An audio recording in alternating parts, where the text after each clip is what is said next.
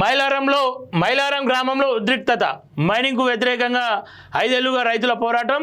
నిన్న గ్రామాల్లో ఆందోళన, ఊరిలోకి పోలీసులను రాకుండా అడ్డగింత. ప్రొఫెసర్ హరగోపాల్ అరెస్ట్ అని చెప్పేసి వింటా ఉన్నాం. మైనింగ్ కూడా సుధాం హరగోపాల్ సార్ను మరి ఎందుకు. మైలారం గ్రామంలో ఉద్రిక్తత. నాగర్ కర్నూలు జిల్లా బల్మూర్ మండలం మైలారం గ్రామంలో ఉద్రిక్తత చోటు చేసుకుంది.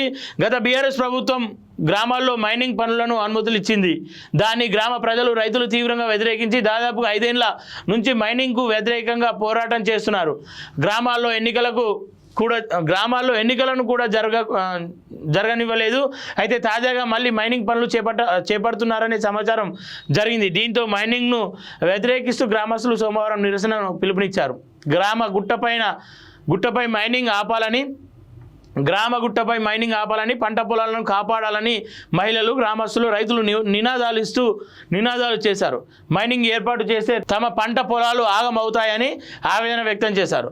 సమాచారం తెలుసుకున్న పోలీసులు గ్రామాల్లోకి వెళ్లే క్రమంలో దారిపై గ్రామస్తులు కంచె వేసి నిరసన తెలిపారు. దీంతో గ్రామాల్లో ఉద్రిక్తత పరిస్థితి నెలకొంది. గ్రామ ప్రజలకు బహుజన లెఫ్ట్ పార్టీ, బహుజన కమ్యూనిస్టు పార్టీ, BLP రాష్ట్ర అధ్యక్షులు ఎలిమినేటి శ్రీశైలం, రాష్ట్ర కార్యదర్శి MM గౌడ్ మద్దతు ఇచ్చారు. అయితే గ్రామానికి చెందిన కొందరిని నిన్న తెల్లవారుజామున పోలీసులు ముందస్తుగా అదుపులోకి తీసుకున్నారు. మైలారంలో మైనింగ్కు వ్యతిరేకంగా గ్రామస్తులు చేస్తున్న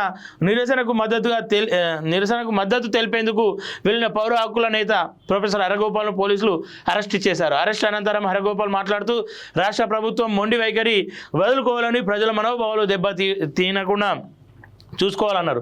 ప్రభుత్వం ప్రజలు ఆహ్వానించే పరిశ్రమలు తీసుకురావాలని, కానీ ప్రజలు వ్యతిరేకించే అభివృద్ధి కాదని అన్నారు. మైలారం గుట్టల్లో విలువైన ఖనిజాల కోసం కాంట్రాక్టర్లకు ప్రభుత్వం అనుమతులు ఇవ్వడం సరైనది కాదన్నారు. కాంగ్రెస్ ప్రభుత్వం తక్షణమే అనుమతులు రద్దు చేసి పునర్సమీక్ష చేయాలని డిమాండ్ చేశారు. దయచేసి ఈ విషయంలో కాంగ్రెస్ ఆలోచించాలి. చాలామంది వద్దనుకున్నవి ఎందుకు చేస్తున్నారు? నష్టం జరుగుతూ ఉందంటే మీరు ఒకసారి దాని మీద సమీక్ష వేయండి, కమిటీ వేయండి.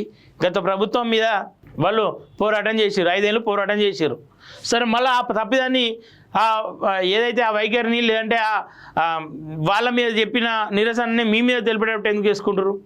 వాళ్ళ ఉన్న చెడ్డ పేరు, వాళ్ళ మైండ్లో BRS అంటే చెడ్డ పేరు ఉంది వాళ్ళకు. అదని మళ్ళీ మీ మీదకి ఎందుకు మలుచుకుంటారు? సో దయచేసి దాని మీద సమీక్ష వేయాలి, కమిటీ వేసుకోవాలి, నిర్ణయం తీసుకోవాలని చెప్పేసి మేము కూడా కోరుకుంటున్నాం.